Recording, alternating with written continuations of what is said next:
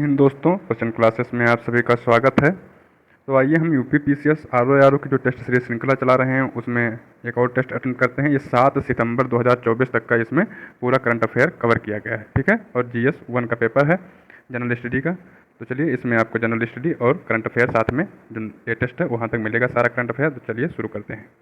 शुरू करने से पहले आपसे निवेदन है कृपया आप चैनल को सब्सक्राइब कर लें। चलिए बढ़ते हैं क्वेश्चन की तरफ। पहला है, भारत शासन अधिनियम 1935 में निम्न में से कौन सा प्रावधान शामिल नहीं है? इसके द्वारा केंद्र में द्वैध शासन प्रणाली का प्रारंभ किया गया। इसके द्वारा 11 राज्यों में से 5 राज्यों में द्विसदनीय व्यवस्था प्रारंभ की गई। इस अधिनियम द्वारा महालेखा परीक्षक की नियुक्ति का प्रावधान किया गया। इसके द्वारा रेलवे के प्रशासन के लिए एक संघीय रेलवे प्राधिकरण की स्थापना का प्रावधान किया गया। तो इसमें हमारा आंसर होगा बी।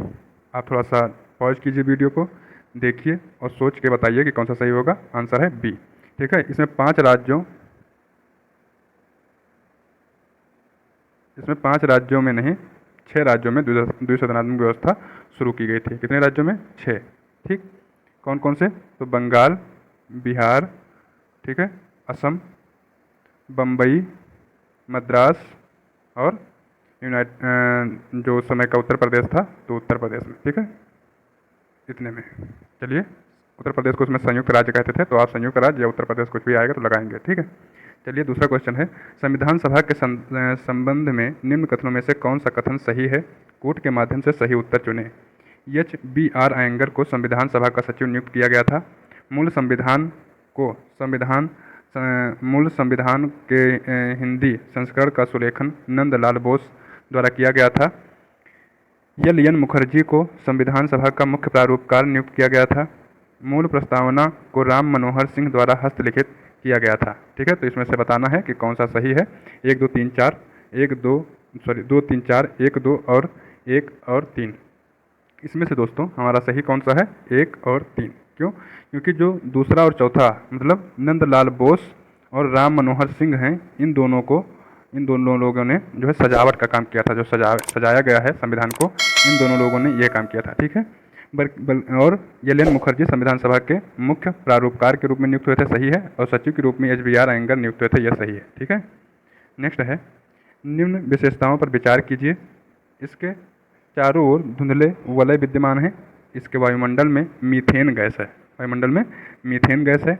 इसके मध्य रेखा इसके अपने अक्ष के साथ 98 डिग्री का कोण बनाती है।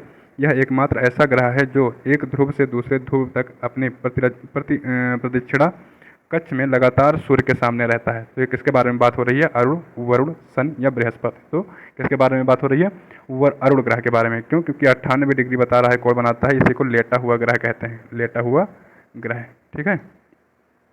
नेक्स्ट क्वेश्चन है, निम्न में से किसने भारतीय संविधान के बारे में कहा है कि भारतीय संविधान भाषा और वस्तु दोनों ही तरह से 1935 के अधिनियम की नकल है?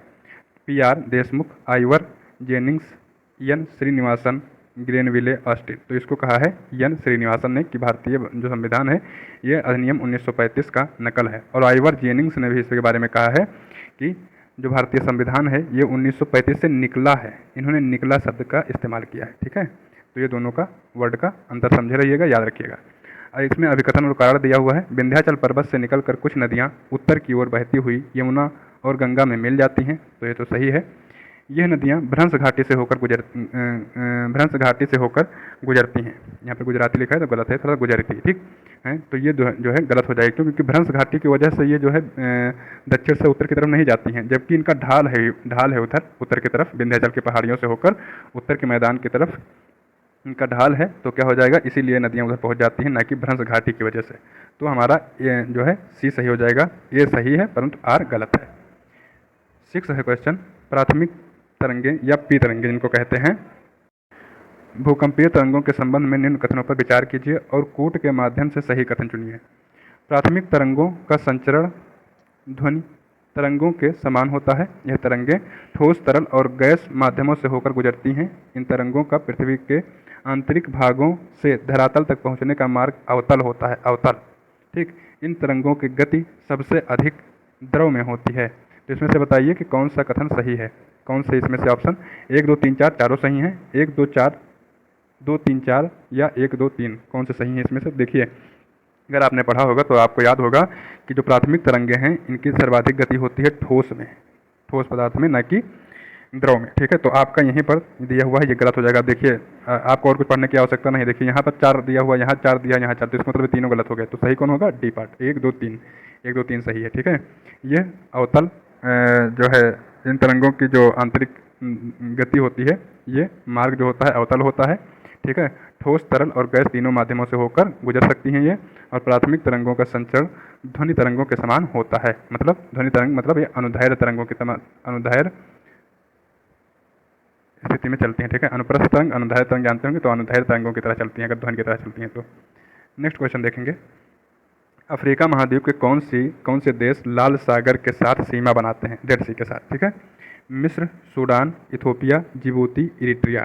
तो इसमें से बताइए कि सभी, या 1 2 4 5, या 2 3 4 5, या 1 2 3 4। तो इसमें से मिस्र बनाता है, सही है। सूडान बनाता है क्या? तो सूडान बनाता है, सही है। सूडान में से नॉर्थ सूडान, 2 सूडान है ना, नॉर्थ और साउथ, तो नॉर्थ सूडान बनाता है। ठीक, इथियोपिया, तो इथियोपिया जो है लैंड लॉक कंट्री है, ये नहीं बनाता है। जिबूती बनाता है और इरिट्रिया बनाता है। ठीक है, तो हमारा सही होगा 1 2 4 5, 1 2 4 5 बी पार्ट।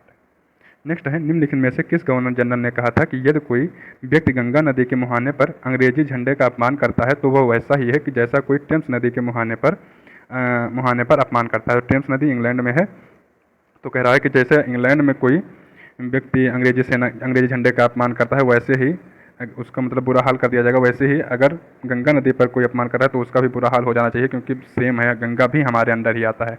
इस भावना को किसने व्यक्त किया था? Lord Cornwallis, Lord Curzon, Lord Dalhousie, Lord Hastings. तो किसने किया था? लॉर्ड डलहौजी ने। ठीक, आंग्ल नेपाल युद्ध के संबंध में निम्नलिखित कथनों पर विचार कीजिए। आंग्ल नेपाल युद्ध के समय वारेन हेस्टिंग्स बंगाल का गवर्नर जनरल था। यह युद्ध 1816 की सुगौली की संधि के द्वारा समाप्त हुआ। उपयुक्त में से कौन सा सही है?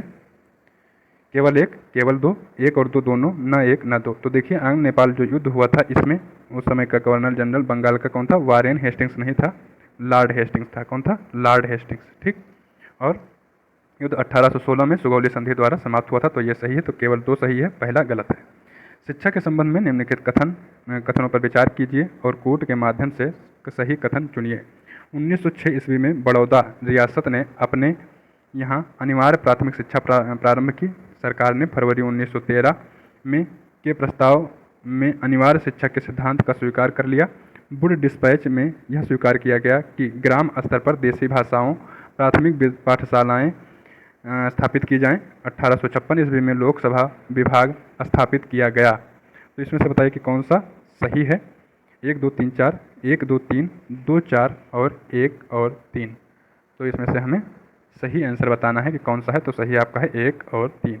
ठीक है, 1 और 3 सही है। यहाँ पर जो है कि 1913 में स्वीकार कर लिया था अनिवार्य शिक्षा के सिद्धांत को, तो अंग्रेजी सरकार ने स्वीकार नहीं किया था। ठीक है, और 1856 में जो लोक शिक्षा विभाग स्थापित करने की बात हो रही है, तो 1856 में नहीं हुआ था, 1855 में हुआ था। 1855 में, 1854 में वुड डिस्पैच नीति आई थी और उसी के सिफारिश पर 1855 में लोक शिक्षा विभाग की स्थापना की गई थी। तो 1 और 3 सही है। नेक्स्ट है, थियोसॉफिकल सोसाइटी के संबंध में निम्नलिखित में से कौन सा कथन सही है? थियोसॉफिकल सोसाइटी की स्थापना 1875 ईस्वी में न्यूयॉर्क में हुई। 1879 ईस्वी में थियोसॉफिकल सोसाइटी का कार्यालय न्यूयॉर्क से मुंबई लाया गया। कितने साल बाद? 4 साल बाद की बात कर रहा है। फिर 3 साल बाद की बात कर रहा है। ठीक है, कि 1882 ईस्वी में थियोसॉफिकल सोसाइटी का मुख्य कार्यालय कहाँ पर बनाया गया? मद्रास के समीप अड्यार में स्थापित किया गया। थियोसॉफिकल सोसाइटी पुनर्जन्म और कर्म के सिद्धांत को स्वीकार करती है। तो इसमें से बताइए कौन सा सही है? 1 2 3 4, 1 2 3, 1 3 4, या 1 3 4, 2 3 4। ठीक है, तो इसमें से आपका सही हो जाएगा 1 2 3 4, सभी सही है। ठीक है, निम्न में से किस राष्ट्रीय नेता ने कहा था कि राजनीतिक स्वतंत्रता एक राष्ट्र का जीवन श्वास है? बिना राजनीतिक स्वतंत्रता के सामाजिक तथा शैक्षणिक सुधार, औद्योगिक प्रसार, एक जाति की नैतिक उन्नति इत्यादि के बाद बात सोचना मूर्खता की चरम सीमा है। बिपिन चंद्र पाल, अरविंद घोष, महात्मा गांधी, लाला लाजपत राय। तो कौन है? अरविंद घोष ने कहा था। ठीक है, नीचे दिए गए कथनों में कौन सा गांधी जी के संबंध में सही नहीं है? गांधी जी 1896 में कुरलैंड जहाज से मुंबई से दक्षिण अफ्रीका के डरबन बंदरगाह पर पहुँचे।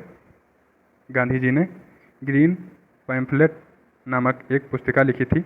1906 में गांधी जी ने इंडियन ओपिनियन नामक दैनिक समाचार पत्र का प्रकाशन शुरू किया। मनसुख लाल नागर इंडियन ओपिनियन पत्र के अवैतनिक संपादक थे। तो इसमें जो है यहाँ पर दो चीज़ें यहाँ कह रहा सही नहीं है, तो यहाँ पर दो चीज़ें सही नहीं है।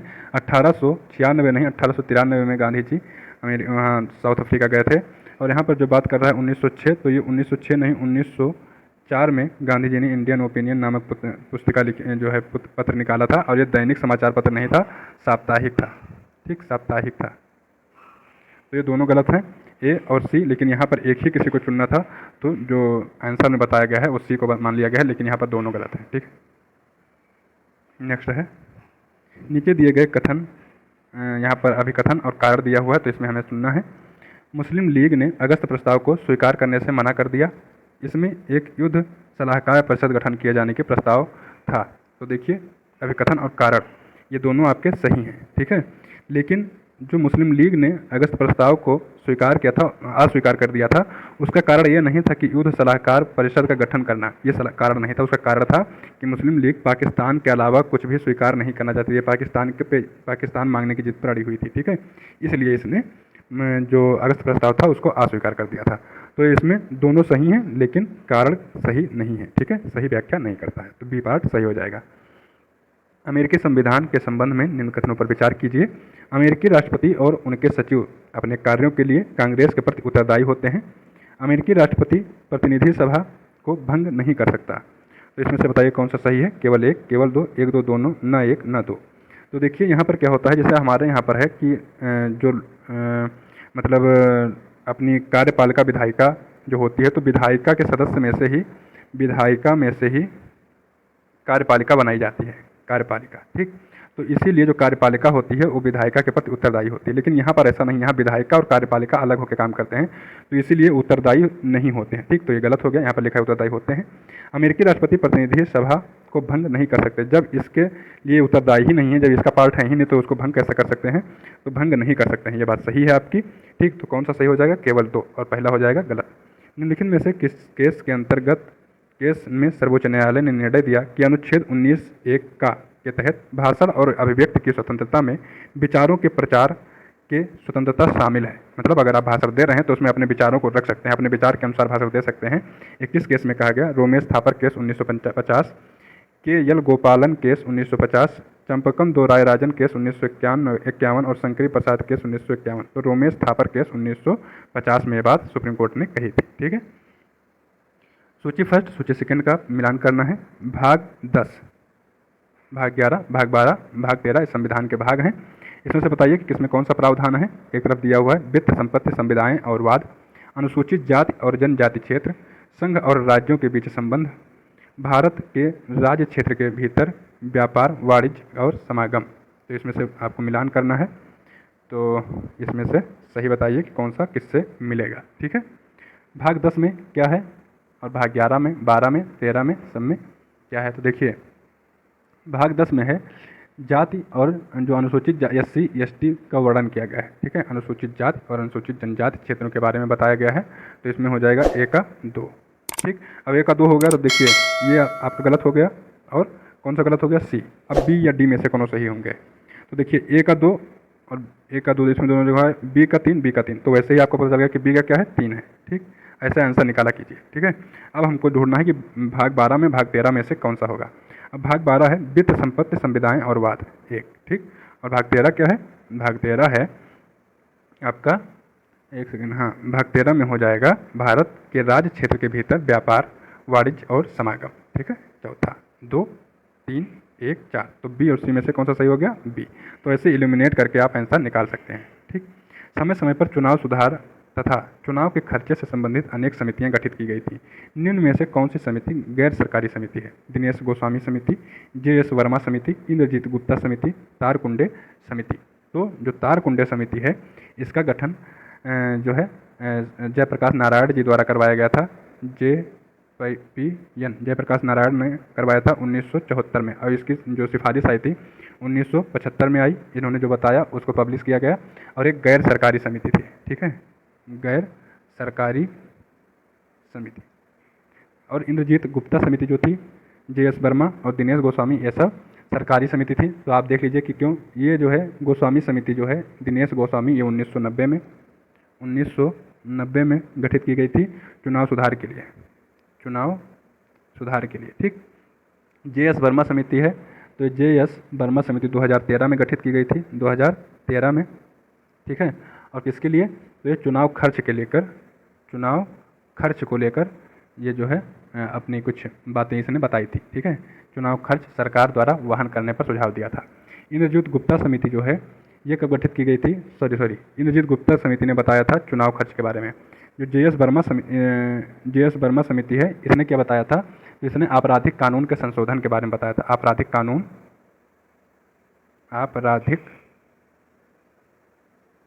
कानून के बारे में। ठीक। तो ये आप समझ गए होंगे चारों। नीचे दिए गए निम्न कथनों पर विचार कीजिए। अनुच्छेद 106(2) में कहा गया है कि कोई भी सांसद, संसद या उसकी किसी समिति में कही गई किसी भी बात या दिए गए वोट के संबंध में किसी भी अदालत में कार्यवाही के लिए उत्तरदायी नहीं होगा। मतलब सांसद जो है संसद में कोई बात कहे या कोई काम करवाए अपना, और तो उसके लिए उस पर कोर्ट केस नहीं फाइल हो सकता, केस उस पर नहीं लागू होगा। ठीक है। केस नहीं चालू किया जा सकता है उस पर।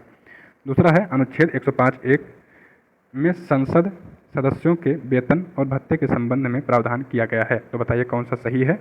केवल एक, केवल दो, एक दो दोनों, ना एक ना दो। तो भैया इसमें क्या है? उलट दिया गया है। अनुच्छेद 105(2) में इसको कहा गया है, ठीक है, कि सांसद है, संसद में कोई बात कहता है तो उस पर केस नहीं चलाया जाएगा। ठीक है। अदालत में उसके खिलाफ कोई कार्रवाई नहीं की जाएगी। लेकिन हाल ही में एक केस आया था सामने, जो आपने सुना जरूर होगा। महुआ मोइत्रा एक सांसद हैं पश्चिम बंगाल से, जो ममता बनर्जी की पार्टी है, तृणमूल कांग्रेस, उससे।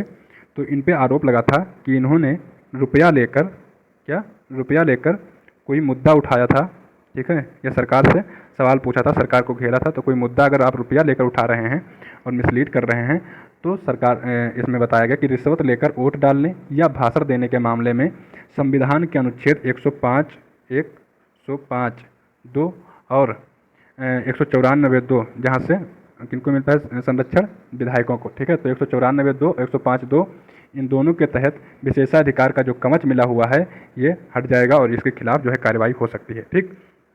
तो यहाँ पर आपका दोनों गलत हो जाएगा, ये भी गलत है और ये भी गलत है। ये 105 होना चाहिए था यहाँ पर, और यहाँ पर होना चाहिए 106। ठीक। जो संविधान जो इनको भत्ता मिलता है वो आर्टिकल 106 के अनुसार मिलता है। ठीक है।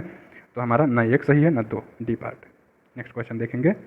केंद्रीय सतर्कता आयोग के संबंध में निम्नलिखित में से कौन सा कथन सही है? कोड के माध्यम से सही उत्तर चुनिए। चलिए सही उत्तर बताइए इसमें से केंद्रीय सतर्कता आयोग के बारे में। यह बहुसदस्यीय संस्था है जिसमें एक केंद्रीय सतर्कता आयुक्त व 2 या 2 से अधिक सतर्कता आयुक्त होते हैं। इनकी नियुक्ति एक समिति द्वारा होती है जिसमें प्रधानमंत्री, लोकसभा के विपक्ष के नेता और केंद्रीय गृह मंत्री शामिल होते हैं।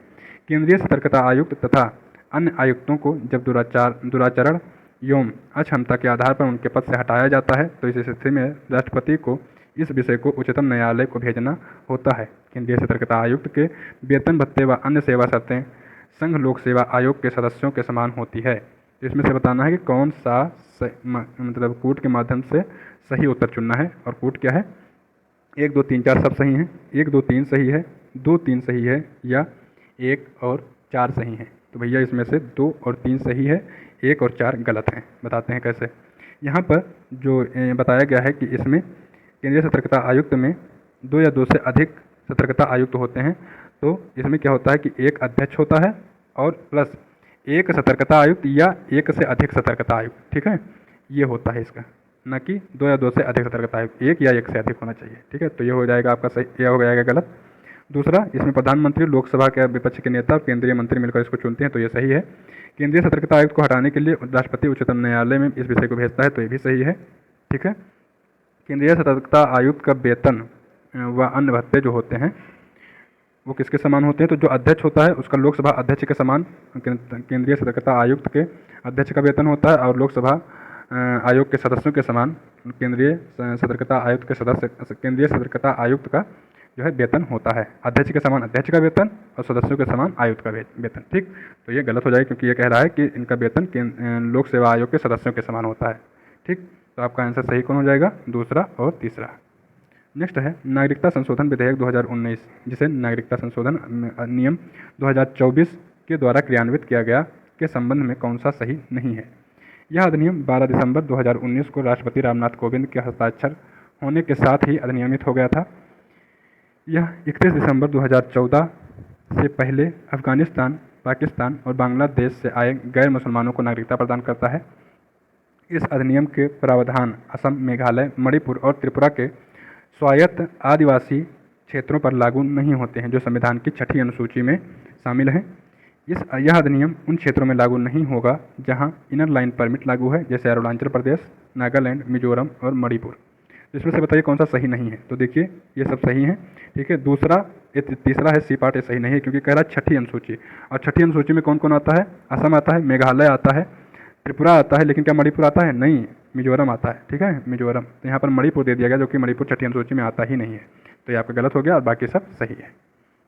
नेक्स्ट है अभी हाल ही में multiple independently targetable re entry vehicle MIRV प्रौद्योगिकी से लैस स्वदेश में विकसित अग्नि 5 मिसाइल का प्रथम सफल परीक्षण किया गया। इसके संबंध में निम्न में से कौन सा कथन सही है? कूट के माध्यम से सही उत्तर चुनिए। इस परीक्षण को मिशन दिव्यास्त्र नाम दिया गया, सही है। अग्नि 5 हथियार प्रणाली में स्वदेशी एवियोनिक्स सिस्टम और उच्च सटीकता सेंसर लगाए गए हैं, सही है। एवियोनिक्स प्रणाली में संचार, नेविगेशन और कई प्रणालियों का प्रदर्शन और प्रबंधन शामिल है, ये भी सही है। Multiple independently targetable re entry vehicle, जिसे MIRVM कहा जाता है, उस तकनीक को कहा जाता है जिसमें किसी मिसाइल को एक ही बार में एक से अधिक परमाणु हथियार ले जाने की क्षमता होती है, ठीक है। तो इसमें से बताइए कि कौन सा सही है। 1 2 3 4, 1 2 3, 2 3 4, 1 3 4, ठीक है।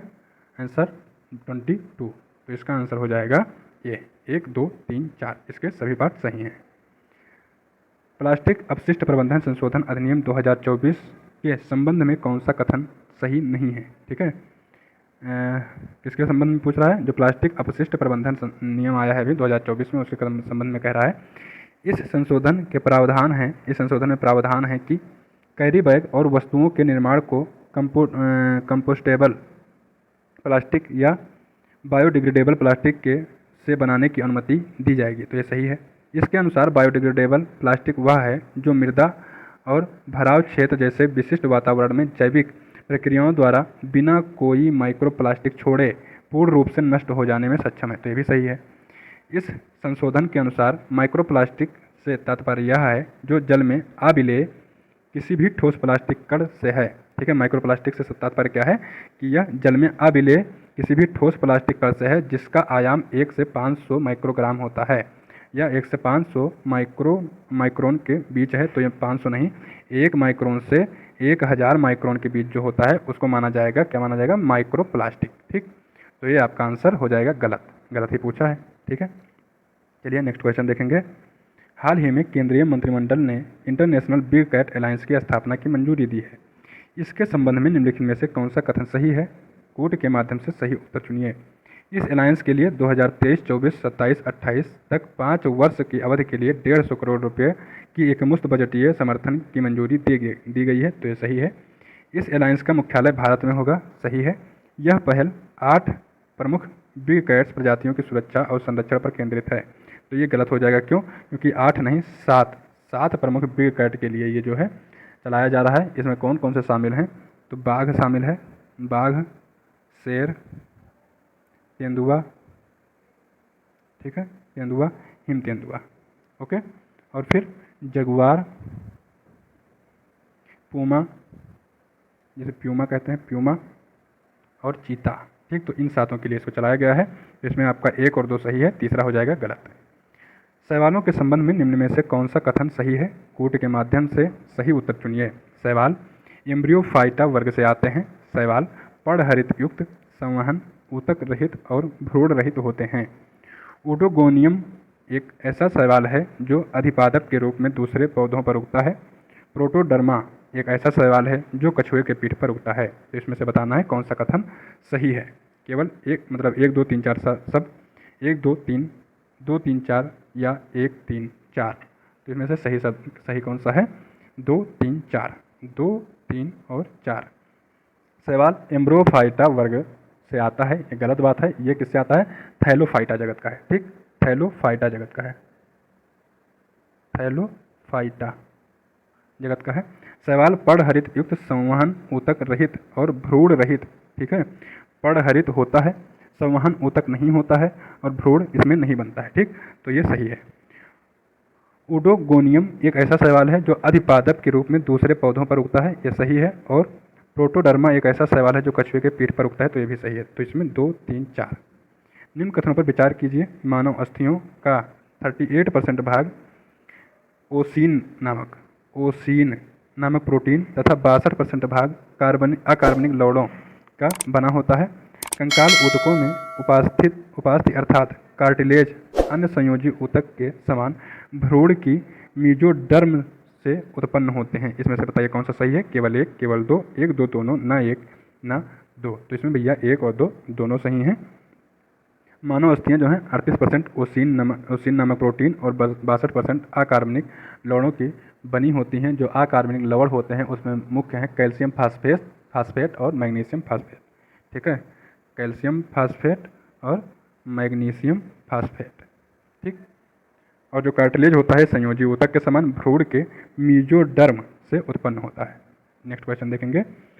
अभी हाल ही में हांगकांग और सिंगापुर ने भारत के 2 मसाले ग्रुप MDH और एवरेस्ट के कुछ उत्पादों पर प्रतिबंध लगाया। यह प्रतिबंध मसाले में किसकी मिलावट के कारण लगाया गया? Ethylene oxide, ethylene phosphide, ethylene hydroxide, sodium nitrate. तो ये किसकी वजह से लगाया गया है? एथिलीन ऑक्साइड में की ज़्यादा मिलावट की वजह से लगाया गया है, एथिलीन ऑक्साइड। मच्छर के संबंध में निम्न कथनों पर विचार कीजिए। मच्छर की एडीज एल्बोपिक्टस, ठीक है, एडीज एल्बोपिक्टस नाम अच्छे से याद रखें। एडीज एल्बोपिक्टस प्रजाति पित्त ज्वर, डेंगू ज्वर और चिकनगुनिया रोगों का वाहक है। मच्छर की क्यूलेक्स प्रजाति सेंट लुई इंसेफ्लाइटिस और जापानी इंसेफ्लाइटिस जैसे रोगों का वाहक है। इसमें से बताना है कौन सा सही है? केवल एक, केवल दो, एक, दो, दोनों, ना एक ना दो। तो इसमें से भैया जो सही पूछ रहा है तो सही हमारा हो जाएगा ए, केवल एक। क्यों? क्योंकि जो एडीज एल्बोपिक्टस नामक प्रजाति होती है उससे पित्त ज्वर, डेंगू, चिकनगुनिया और ये जो दिया हुआ है लुई इंसेफ्लाइटिस, ये भी इसी की वजह से होता है, एडीज एल्बोपिक्टस की वजह से। ठीक है, और जो क्यूलेक्स प्रजाति है उसकी वजह से जापानी इंसेफ्लाइटिस होता है। ठीक है, तो अगर केवल यही जापानी इंसेफ्लाइटिस होता तो ये दूसरा भी सही हो जाता, लेकिन इसमें कर दिया लुई इंसेफ्लाइटिस जो कि एडीज एल्बोपिक्टस की वजह से होता है। तो इसमें केवल एक सही है, दूसरा गलत हो जाएगा। 29 नंबर क्वेश्चन, अभिकथन कारण दिए हुए हैं। वायु की उपस्थिति में भारी वस्तु पृथ्वी पर पहले जबकि हल्की वस्तु पृथ्वी पर बाद में पहुंचेगी। कारण बता रहा है कि वायु की उपस्थिति में उत्प्लावन प्रभाव और श्यानकर्षण के कारण वस्तुओं के त्वरण भिन्न भिन्न हो जाते हैं। तो इसमें से बताइए कि चयन करना है कौन सा सही कौन गलत। ए आर दोनों सही हैं, कारण भी सही है। ए आर दोनों सही हैं, कारण व्याख्या नहीं कर रहा है। ए गलत सही है, आर गलत है, ए गलत है, आर सही है। ठीक है, तो हमारा इसमें से कौन सा सही होगा दोस्तों? इसमें सही होगा ए पार्ट। ठीक है, ये बात आपने देखी होगी, जब आप कुछ जो है भारी चीज़ गिराते हो जल्दी पहुंचती है और हल्की चीज़ गिराते हो देर में पहुंचती है। ठीक, ये होती क्यों है? क्योंकि वायु की उपस्थिति में उत्प्लावन बल जो लगता है, तो वायु की उपस्थिति में उत्प्लावन प्रभाव और श्यानकर्षण के कारण वस्तुओं में ये जो है भिन्नता आ जाती है। ठीक है, त्वरण में भिन्नता आ जाती है, क्योंकि जितना भारी वस्तु होगा उत्प्लावन बल जो है, उत्प्लावन बल किसने दिया था? आर्किमिडीज ने, कि जितना भारी वस्तु होगा वो अपने हिसाब से अपने भार के बराबर जो है द्रव को, अगर द्रव में डाल रहे हैं आप तो द्रव को ऊपर उठा देगा। तो गैस में है तो गैस को ऊपर उठा देगा, तो इसलिए जल्दी गिर जाता है, थोड़ा उस पर ज़्यादा लग जाएगा, है ना। तो ये दोनों ए और बी, ए आर दोनों सही हैं और उसकी सही व्याख्या करता है। अगला क्वेश्चन है, पेंडुलम घड़ी के संबंध में निम्न कथनों पर विचार कीजिए। पेंडुलम घड़ी शीतकाल में तेजी से चलती है। शीतकाल में पेंडुलम घड़ी का आवर्तकाल घट जाता है। आवर्तपथ और आवर्तकाल घट जाता है। तो क्या इसमें से कौन सा सही है? एक, केवल दो, एक, दो, दोनों, ना एक ना दो। इसमें से दोस्तों एक और दो दोनों सही है, क्योंकि पेंडुलम जो है घड़ी का जो पेंडुलम होता है उसकी जो लंबाई होती है वो सिकुड़ जाती है और छोटी हो जाती है, इसके कारण से आवर्तपथ और आवर्तकाल घट जाता है ना ठंडी में। निम्नलिखित कथनों में कौन सा कथन सही नहीं है? प्रकाश तरंगें निर्वात से होकर गुजर सकती हैं परंतु ध्वनि तरंगें नहीं। प्रकाश तरंगें अनुप्रस्थ तरंगें होती हैं जबकि ध्वनि तरंगें अंधैर तरंगें होती हैं। कह रहा है सही नहीं है। जिस माध्यम का अपवर्तनांक जितना कम होता है उसमें प्रकाश की चाल उतनी ही कम होती है। अपवर्तन की क्रिया में प्रकाश की चाल तरंगदैर्घ्य तथा तीव्रता बदल जाती है, परंतु प्रकाश की आवृत्ति नहीं बदलती। तो इसमें सही नहीं पूछा, तो इसमें से सही नहीं होगा आपका सी पार्ट। ठीक है, जिस माध्यम का अपवर्तनांक जितना कम होगा, ठीक है, अपवर्तनांक जितना कम होगा, प्रकाश की चाल उतनी कम नहीं उतनी ज़्यादा होगी। ज़्यादा क्यों? क्योंकि प्रकाश की चाल सबसे ज़्यादा कहाँ होती है? निर्वात में। तो अपवर्तनांक कैसे निकाला जाता है कि निर्वात में प्रकाश की चाल और बटे उस, मतलब निर्वात से ज़्यादा तो हो ही नहीं सकती है, और तो सबसे ज़्यादा तो निर्वात में ही होगी, और उसके नीचे रखा जाता है, उसको भाग दिया जाता है किससे? जिस माध्यम में प्रकाश की चाल से नापना होता है। ठीक है, जिस माध्यम का अपवर्तनांक निकालना होता है। तो जब इससे कम ही रहेगा हमेशा ये, तो एक के ऊपर कैसे जा पाएगा? तो कह रहा है कि जिस माध्यम में अपवर्तनांक जितना कम होगा उसमें प्रकाश की चाल उतनी ही कम होगी। तो ये जितना कम होगा, हर अंश जितना बड़ा होगा, अंश बड़ा होता जाएगा, हर उतना रहेगा तो मतलब मान क्या आएगा? बड़ा आएगा। हर छोटा रहेगा, अंश उतने पर रहेगा तो मान बड़ा आएगा, है ना। और यहाँ पर कम होने पर मान बड़ा होगा, ना कि कम होगा। तो आप समझ गए होंगे, आंसर हो जाएगा सी। पल्लव वंश के संबंध में निम्न कथनों पर विचार कीजिए और कूट के माध्यम से सही कथन चुनिए। ठीक है, पल्लव वंश का संस्थापक सिंहवर्मा, संस्थापक कौन था? सिंहवर्मा नामक शासक माना जाता है। इस वंश का वास्तविक संस्थापक सिंह विष्णु माना जाता है। पल्लव चालुक्य संघर्ष का प्रारंभ पल्लव शासनकाल शासक महेंद्र वर्मन प्रथम तथा चालुक्य शासक पुलकेशिन सेकंड के समय हुआ। विष्णुगुप्त पहले पल्लव शासक हैं जिनका उल्लेख संस्कृत और प्राकृत दोनों भाषाओं के अभिलेखों में हुआ है। इसमें से पूछ रहा है कि सही कौन है? 1 2 3 4, 1 2 3, 2 3 4 या 1 3 4। इसमें से आपका दोस्तों ये पार्ट सही होगा, 1 2 3 4 सभी सही है। अगला क्वेश्चन है, निम्न कथनों पर विचार कीजिए। स्टेनलेस स्टील में लोहा, निकल, क्रोमियम तथा कार्बन का मिश्रण होता है, सही है। कांसा, शीशा तथा टिन का मिश्रण होता है, तो ये गलत है। ठीक है, आपका सही हो जाएगा केवल 1। ह्वेनसांग के संबंध में कौन सा कथन सही है? कूट के माध्यम से सही कथन चुनिए। ह्वेनसांग को तीर्थयात्रियों का राजकुमार तथा वर्तमान शाक्यमुनि उपनाम से जाना जाता है। जिस समय वह कश्मीर पहुंचा वहां कारकोट वंश का शासक दुर्लभवर्धन शासक था।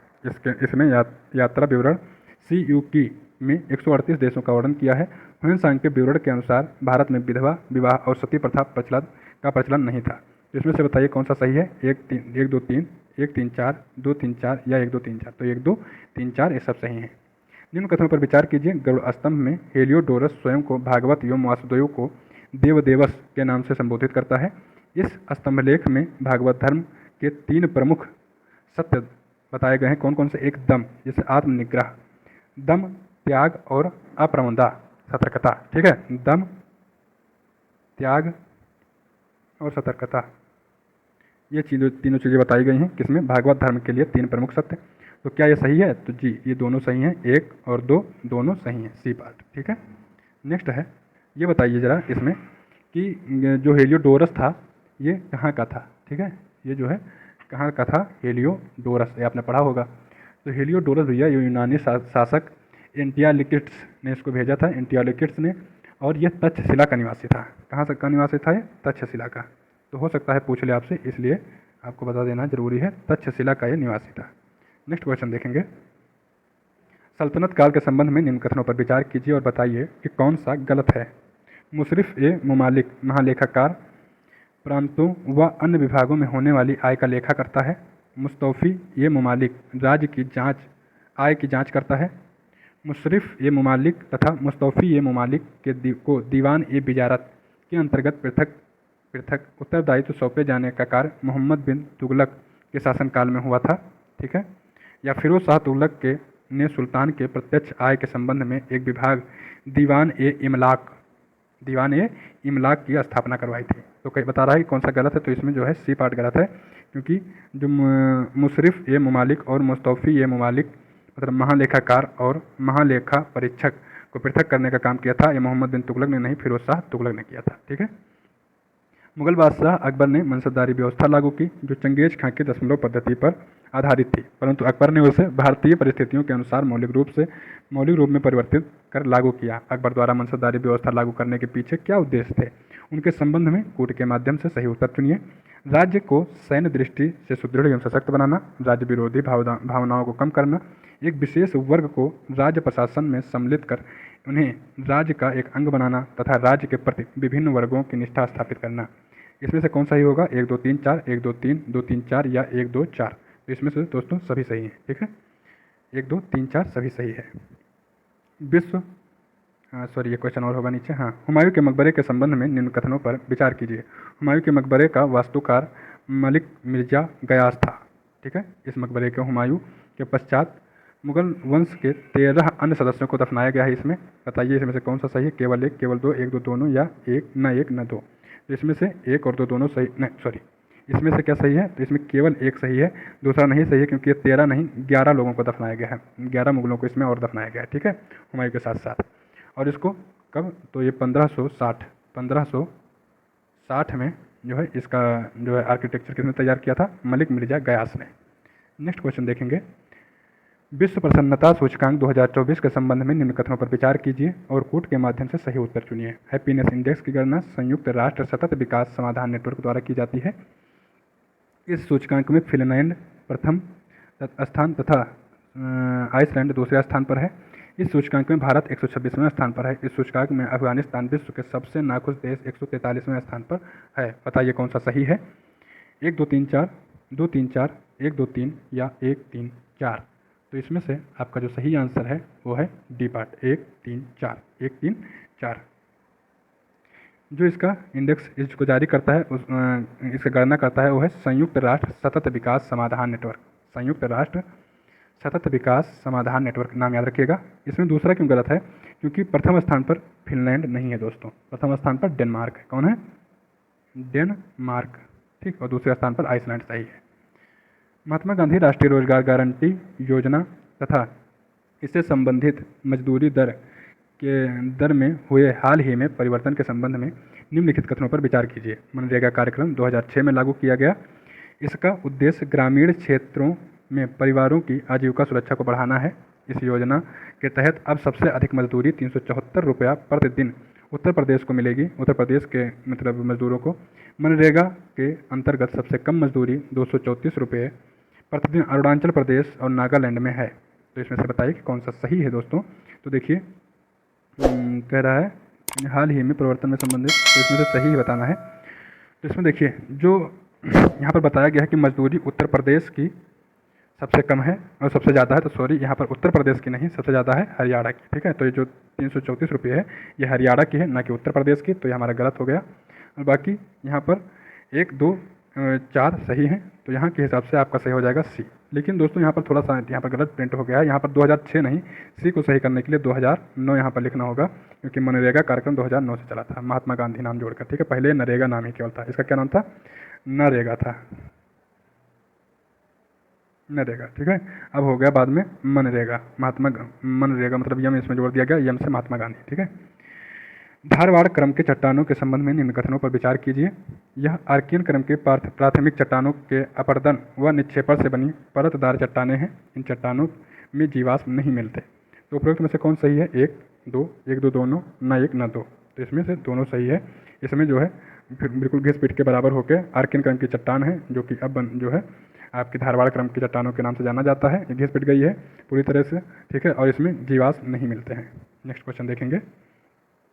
हाल ही में प्रधानमंत्री नरेंद्र मोदी ने पीएम सूरज पोर्टल का शुभारंभ किया। इसके संबंध में निम्न कथनों पर कौन सा कथन सही नहीं है? सही नहीं है। प्रधानमंत्री नरेंद्र मोदी ने 13 मार्च 2024 को इस राष्ट्रीय पोर्टल का शुभारंभ किया।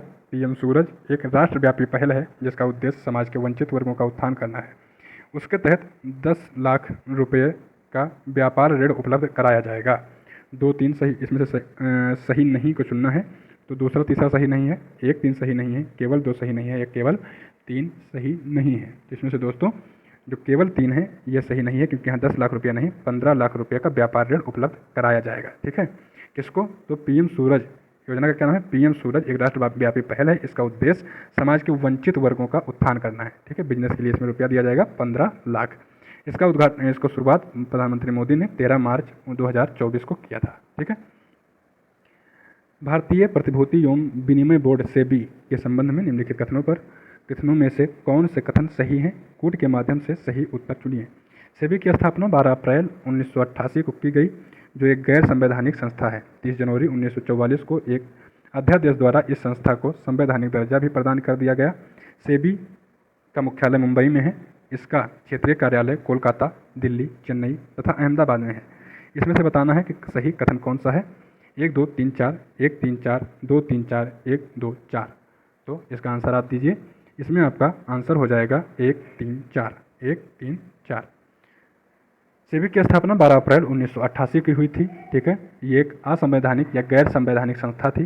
30 जनवरी 1992, 30 जनवरी 1994 नहीं 92, ठीक, को ये एक अध्यादेश द्वारा इसको वैधानिक दर्जा प्रदान कर दिया गया। सेबी का मुख्यालय मुंबई में है और इसके जो कार्यालय हैं कोलकाता, दिल्ली, चेन्नई और अहमदाबाद में है। ये सब सही है। ठीक, नेक्स्ट क्वेश्चन, अंतरिम बजट 2024-25 के संबंध में कौन सा कथन सही नहीं है? सही नहीं है। अंतरिम बजट का आकार 47.66 लाख करोड़ रुपया है।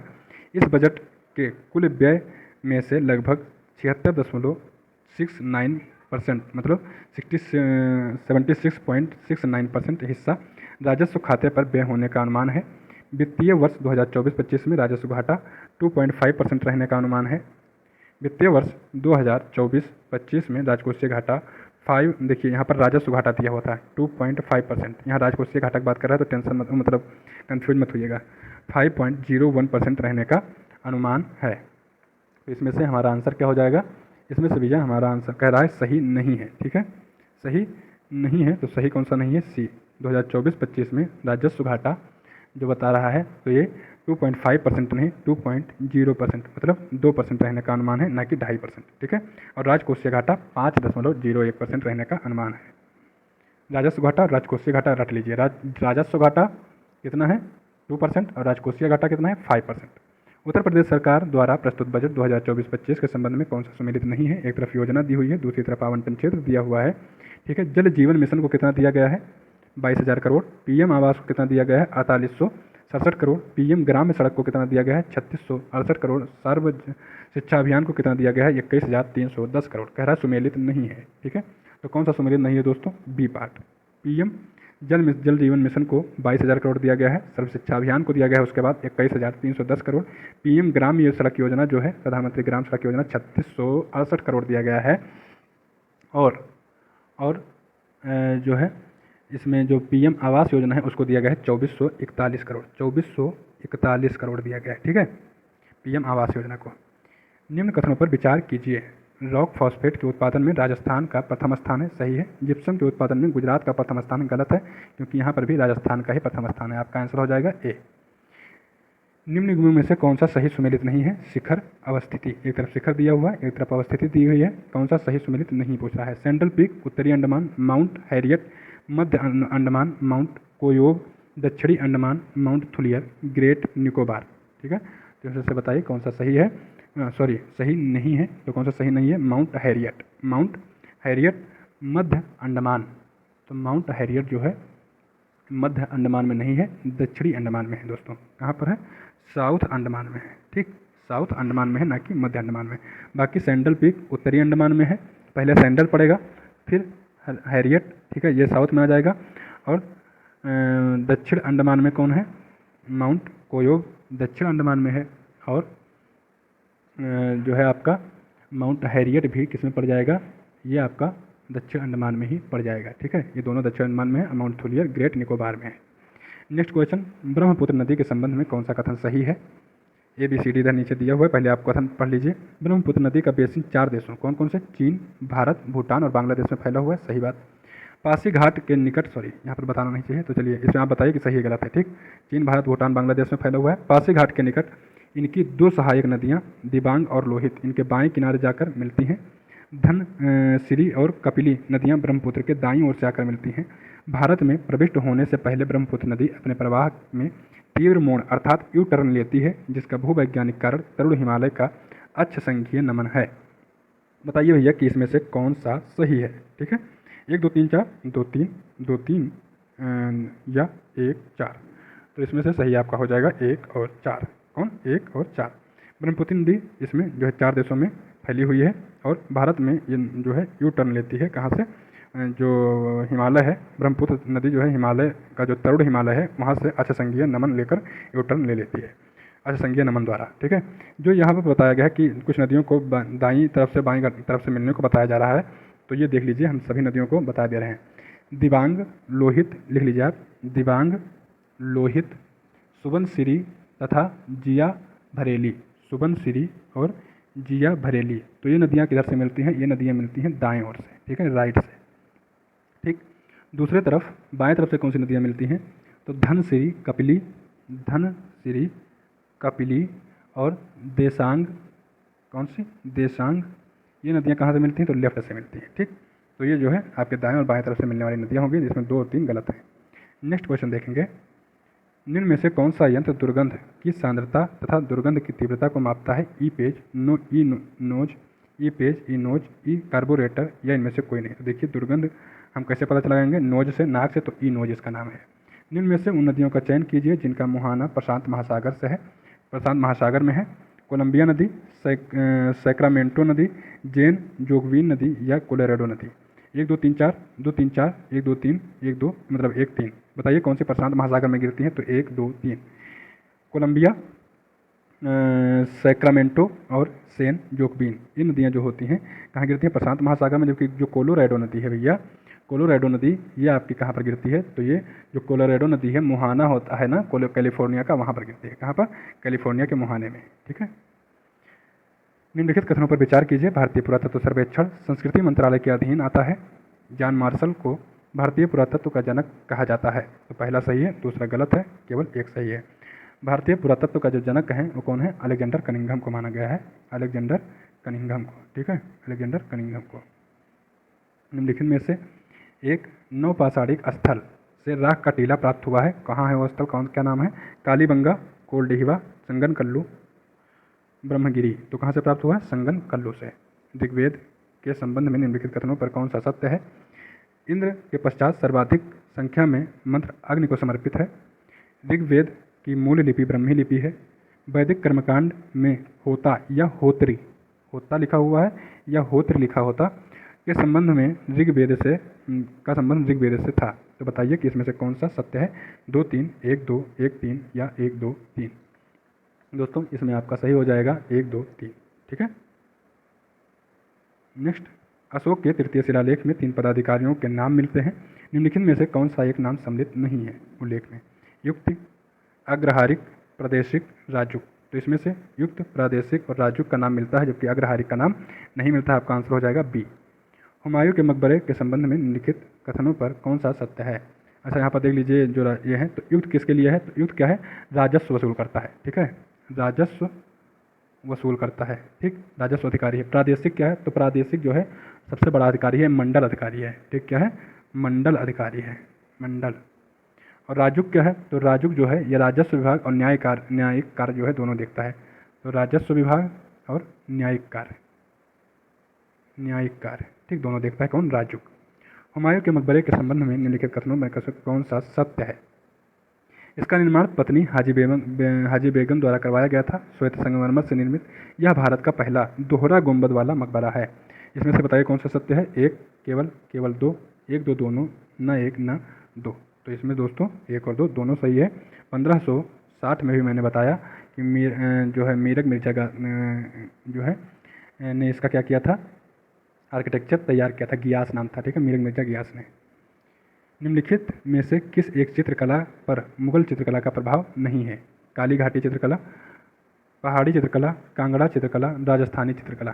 तो काली घाटी चित्रकला पर जो है मुगल चित्रकला का प्रभाव नहीं है। ये शुद्ध रूप से हिंदुस्तानी चित्रकला है, इंडियन पेंटिंग है, और ये जो है 19वीं शताब्दी में शुरू हुई थी। ठीक है, 19वीं शताब्दी की चित्रकला है।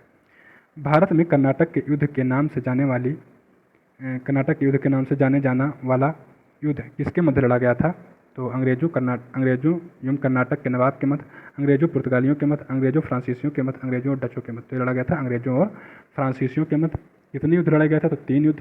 ठीक है, पहला जो लड़ा गया था प्रथम कर्नाटक युद्ध, ये 1746 से 48, 2 साल तक चला। दूसरा युद्ध लड़ा गया तो 1749 से 1 साल छोड़ दिया, तो 1749 से 1 साल बढ़िया आराम करके 49 से फिर भिड़ गए और जो है 54 तक चला।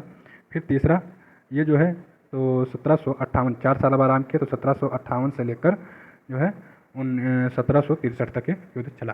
ठीक है, इल्बर्ट बिल विवाद को लेकर निम्नलिखित गवर्नर जनरलों में से किस एक ने वर्ष 2084 में अपना कार्यकाल पूरा होने के पूर्व त्यागपत्र दे दिया था? तो किसने दिया था? लॉर्ड रिपन ने। निम्नलिखित युगों में से कौन सा एक बेमेल है? देवबंद आंदोलन उत्तर प्रदेश, आत्मसम्मान आंदोलन तमिलनाडु, तारकेश्वर आंदोलन बंगाल, मानव धर्म सभा राजस्थान। तो बताइए कि इसमें से बेमेल कौन है जो मेल नहीं खाता है? ठीक है, जो मेल नहीं खा रहा है तो ये है डी पार्ट, मानव धर्म सभा राजस्थान में नहीं, जबकि सूरत गुजरात में शुरू हुई थी। ठीक है, गुजरात, सूरत में। ठीक है, तो हमारा आंसर हो जाएगा डी। अगला क्वेश्चन है, निम्नलिखित युग्मों में से कौन एक बेमेल है? कांग्रेस अधिवेशन एक तरफ अध्यक्ष दिया हुआ है, तो कहिए बेमेल कौन है? हरिपुरा 1938 सुभाष चंद्र बोस, नासिक पुरुषोत्तम दास 1950, ठीक है, मद्रास 1927 एम ए अंसारी, और कानपुर 1925 महात्मा गांधी। तो ये आपका गलत है। क्यों? क्योंकि जो महात्मा गांधी जी थे, इन्होंने कानपुर अधिवेशन का अध्यक्षता नहीं किया था। कानपुर अधिवेशन की अध्यक्षता की थी किसने? सरोजिनी नायडू जी ने। किसने की थी? सरोजिनी नायडू जी ने की थी। ठीक है, माइक क्या है? बाघ के अवैध हत्या का निगरानी कार्यक्रम, एक सींग वाले गैंडे की अवैध हत्या का निगरानी कार्यक्रम, नीलगिरी ताहर के अवैध हत्या का निगरानी कार्यक्रम, या हाथियों की अवैध हत्या का निगरानी कार्यक्रम है? तो माइक क्या है? हाथियों की अवैध हत्या का निगरानी कार्यक्रम है। इसका पूरा मतलब फुल फॉर्म क्या है? Monitoring the illegal killing of elephants. ठीक है, माइक का फुल फॉर्म है monitoring the illegal killing elephants. ये कब शुरू किया गया? 2003 में। 2003 में इसको शुरू किया गया। संविधान में अनुच्छेद 112 के अंतर्गत निम्नलिखित में से कौन से व्यय भारत की संचित निधि पर भारित हैं? राज्यसभा के उपसभा के वेतन एवं भत्ते ये भारित हैं। लोकसभा के अध्यक्ष के वेतन एवं भत्ते, भारत के नियंत्रक महालेखा परीक्षक के वेतन एवं भत्ते, भारत के महान्यायवादी के वेतन एवं भत्ते, उच्च न्यायालय के न्यायाधीश की पेंशन। इसमें से बताइए कौन सा सही है? 1 2 3, 1 2 3 5, 1 2 3 4 5 या उपरोक्त सभी। दोस्तों, इसमें से जो भारत का महान्यायवादी है, इसको कोई वेतन और भत्ता नहीं दिया जाता है, इसको केस लड़ने का रुपया दिया जाता है। जैसे प्राइवेट वकील रखते हैं ना कि केस हमारा कोई है तो लड़ो तो इसमें रुपया देंगे, तो उसको केस लड़ने की फीस दी जाती है, फीस मिलती है इसको, ना कि वेतन और भत्ता मिलता है। ठीक है, तो हमारा आंसर हो जाएगा 1 2 3 5। 1 2 3 5 कहाँ पर दिया हुआ है? ये दिया हुआ है बी पार्ट में। शिवाजी के संबंध में निम्नलिखित घटनाओं पर कालक्रमानुसार व्यवस्थित कीजिए। अफजल खां के संघर्ष, पुरंदर किला विजय, सूरत की प्रथम लूट, कोंकण विजय। तो बताइए कि इसमें से क्रमानुसार लगाने पर कौन सा सही होगा? क्रम से लगाने पर तो देखिए, पुरंदर किला विजय ये हुआ था 1654 ईस्वी में। कब हुआ था? 1654 ईस्वी में। ठीक, फिर क्या होगा? इसके बाद हुआ कोंकण विजय 1657 में। 1657 में फिर हुआ अफजल खां से संघर्ष, ये कब हुआ? तो 1659 में। और सूरत का लूट कब हुआ? तो 1664 में। 1664 में। तो हमारा आंसर क्या हो गया? D part. सूची फर्स्ट सूची सेकंड को मिलाना है। एक तरफ राजवंश दिया हुआ है, एक तरफ संस्थापक।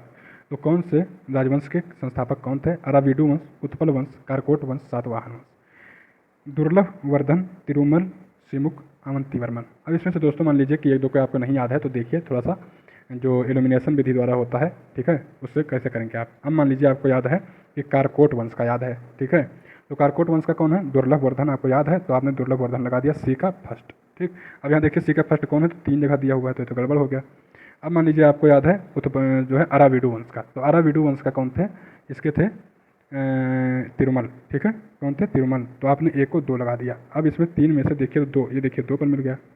अब चौथा भी इसमें और आपको देखना पड़ेगा 1। ठीक है, तो अब एक देख लीजिए आप, जैसे मान लीजिए कारकोट वंश हो गया, सातवाहन वंश का, तो सातवाहन के कौन है? सिमुख है तीसरा। ठीक, तो कौन है? सिमुख। अब देखिए यहाँ पर आपके मिल गया बी, तो यहाँ पर बी पार्ट। ठीक है, कभी कभी क्या होता है कि हम एक ही देखते हैं जो हमको याद होता है और वहीं से एलिमिनेशन विधि द्वारा सही होता है। यहाँ पर तो 3 देखना पड़ा। अभिकथन ए और कारण आर दिया हुआ है, बताना है कौन सा सही है। ब्लॉटिंग पेपर स्याही को शीघ्र सोख लेता है। कौन सा पेपर? Blotting paper. क्यों सोख लेता है? क्योंकि इसमें छोटे छोटे छिद्र केस नली की तरह कार्य करते हैं। तो क्या ऐसी बात सही है? तो ए और आर दोनों सही हैं और आर ए की सही व्याख्या करता है। ये आंसर आपका सही होगा। निम्न युग्मों में से कौन सा सही सुमेलित है? सही सुमेलित है। ठीक, लोक विकास, लोक शिकायत निवारण प्राधिकरण और एक तरफ देश दिया हुआ है। ठीक है, ओम्बुड्समैन स्वीडन, प्रिक्यूरेटर प्रणाली पोलैंड, प्रशासनिक न्यायालय प्रणाली यूनान। तो इसमें से बताइए कि कौन सा सही है। तो दोस्तों केवल 1 2 2 3 1 2 3, तो 1 2 3 ये तीनों सही है। ठीक है,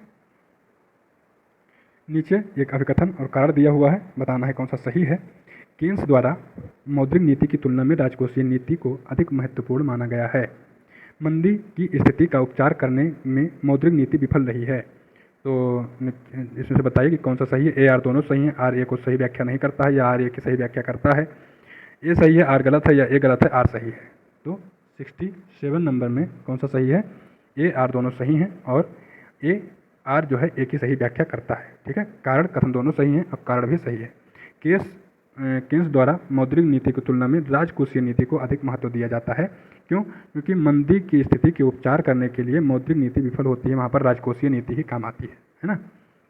निम्नलिखित पर विचार कीजिए। लीना, ओबे, कोलीमा, एनेसी, इसमें से बताइए कि उपरोक्त आर्कटिक महासागर में गिरने वाली नदियों को पश्चिम से पूर्व सही क्रम में व्यवस्थित करें। ठीक है, तो इनको व्यवस्थित करना है। व्यवस्थित कैसे होंगे? पहली है ओबे, जब पश्चिम से आप बढ़ेंगे पहले नंबर पर आ जाएगी ओबे, दूसरे नंबर पर आ जाएगी एनेसी, ठीक है, तीसरे नंबर पर आ जाएगी लीना और चौथे नंबर पर आ जाएगी कोलीमा। चौथे नंबर पर कोलीमा, तो आपका आंसर सही हो जाएगा डी पार्ट। नेक्स्ट है, निम्नलिखित में से कौन सा एक राजधानी नगर बागमती और विष्णुमती नदी के संगम पर स्थित है? काठमांडू, थिम्पू, ढाका, काबुल। तो काठमांडू जो है नेपाल की राजधानी है और ये बागमती और विष्णुमती नदियों के संगम पर स्थित है। निम्नलिखित पर विचार कीजिए। Bahrain, Oman, Kuwait, Qatar. उपरोक्त देशों का उत्तर से दक्षिण की ओर क्रम लगाना है, उत्तर से दक्षिण। ठीक है, तो सबसे उत्तर में इसमें कौन है? कुवैत। सबसे उत्तर में कौन है? कुवैत, फिर बहरीन, फिर कतर और फिर ओमान। ठीक है, कुवैत, फिर बहरीन, फिर कतर, फिर ओमान। तो हमारा आंसर क्या हो जाएगा दोस्तों? हमारा आंसर हो जाएगा सी पार्ट। नेक्स्ट देखेंगे, घाटे की वित्त व्यवस्था के संदर्भ में सत्य कथन चुनें। इस स्थिति में सरकार की आय से अधिक होता है। मुद्रा की आपूर्ति वस्तुओं एवं सेवाओं की तुलना में अधिक होती है। केवल एक, केवल दो, एक दो दोनों, न एक न दो। तो दोस्तों इसमें एक और दो दोनों सही है। भेदिया कारोबार क्या है? निर्यात को बढ़ाने हेतु मुद्रा का अवमूल्यन, शेयर घोटाले की पूर्ति हेतु बांड जारी करना, प्रतिभूति के संबंध में महत्वपूर्ण गैर सार्वजनिक जानकारी तक पहुंच रखने वाले किसी व्यक्ति द्वारा प्रतिभूति की खरीद व बिक्री करना। इनमें से कोई नहीं, तो इसमें जो है सी पार्ट सही होगा। भेदिया कारोबारी कौन कौन होते हैं? तो जो इनसाइडर ट्रेडिंग करते हैं, इनसाइडर ट्रेडिंग, और ये जो है अलाउ नहीं है। ये क्या है? ये अगर आप ऐसा करते हैं, पकड़े जाते हैं, तो इसमें आपको सज़ा मिल सकती है। तो इनसाइडर ट्रेडिंग इसमें शेयर मार्केट में अलाउ नहीं है। और जो आपने एक सीरीज़ देखी होगी हर्षद मेहता की, तो वो यही सब करता था, जिससे बहुत ज़्यादा प्रॉफिट ये लोग बनाते थे। ठीक है, कि कौन सा शेयर गिरने वाला है, कौन सा उठने वाला है, तो उसी अंदर से जानकारी लेकर ये लोग इस शेयर को घटाते और बेचते थे। ठीक है, खरीदते बेचते थे। तो इसीलिए ये क्या होता है? भेदिया कारोबारी। देखिए भेदिया नाम ही है, इनसाइडर ट्रेडिंग, तो ये गलत बात है। ठीक है, निम्नलिखित में से कौन सा एक सूफी सिलसिले के संत बहुत आराम तलब जिंदगी व्यतीत करते थे? कादरी संप्रदाय, सत्तारी सिलसिला, चिश्ती और सुहरावर्दी। तो कौन? सुहरावर्दी। नमो सुहरावर्दी है। ठीक है, तो ये हमेशा पड़े रहते थे। अमर्त्य सेन, मतलब पड़े रहने का मतलब ये बहुत ही सुख सुविधा से अपनी ज़िंदगी काटते थे। यहाँ पर 74 नंबर का क्वेश्चन है। अमर्त्य सेन को कल्याणकारी अर्थशास्त्र के लिए नोबेल पुरस्कार कब प्रदान किया गया? वर्ष 2000 में, वर्ष 1995 में, वर्ष 1997, वर्ष 1998 में। तो वर्ष 1998 में। वैज्ञानिक प्रबंधन का जनक कौन है? Henri Fayol, Darwin, Barnard, F.W. Taylor. तो वैज्ञानिक प्रबंधन का जनक है F.W. टेलर। ठीक है, याद करने का ट्रिक ये है कि आपके शरीर का प्रबंधन कौन करता है? कपड़ा। ठीक है, और कपड़ा कौन से लेगा? टेलर। ठीक, तो टेलर जो है वैज्ञानिक प्रबंधन का जनक है। थोड़ा सा ऐसे कहानी याद कर लीजिए जिससे याद रहे। अजमेर के शासक सवाई जय सिंह के संबंध में निम्नलिखित कथनों पर विचार कीजिए और बताइए कि कौन सा कथन सही नहीं है। इसमें 1722 में जयपुर नगर की स्थापना की। 1722 में जयपुर नगर की स्थापना की। इन्होंने दिल्ली, जयपुर, उज्जैन, वाराणसी और मथुरा 5 जगहों पर वेधशालाएँ बनवाई। इन्होंने जिज मोहम्मद शाही नामक सारडियों का एक सेट तैयार करवाया, जिसमें लोगों के खगोल शास्त्र संबंधी पर्यवेक्षण करने की सहायता मिली। इन्होंने सवाई की पदवी मुगल बादशाह जहांदार शाह ने दी थी। तो यही बात गलत है, बाकी तीनों सही है। इनको सवाई की पदवी जो है जहांदार शाह ने नहीं दी थी, फर्रुख सियर ने दी थी। किसने दी थी? फर्रुख सियर ने। ठीक, ये कब से कब तक राजा था? ये जो है आप कमेंट बॉक्स में बताएं कि कब से कब तक राजा था फर्रुख सियर, मुगल गद्दी पर कब से कब तक बैठा था। ये 76 तक हो गया दोस्तों। अब वीडियो बहुत ज़्यादा लंबी हो जाएगी, इसलिए हम सोच रहे हैं जो नेक्स्ट क्वेश्चन बची हुई हैं इससे 77 से 150 तक, उसको हम अगले वीडियो में करवा देंगे। ठीक है, अगले क्लास में। तो फिर मिलते हैं नए क्लास में। उसके लिए आपको थोड़ा सा वेट करना होगा। तब तक के लिए अगर आपको ये सीरीज़ अच्छी लग रही हो तो कृपया आप चैनल को सब्सक्राइब कर दें और हमारी सहायता करें। मिलेंगे नए क्लास में, तब तक के लिए नमस्कार, धन्यवाद दोस्तों।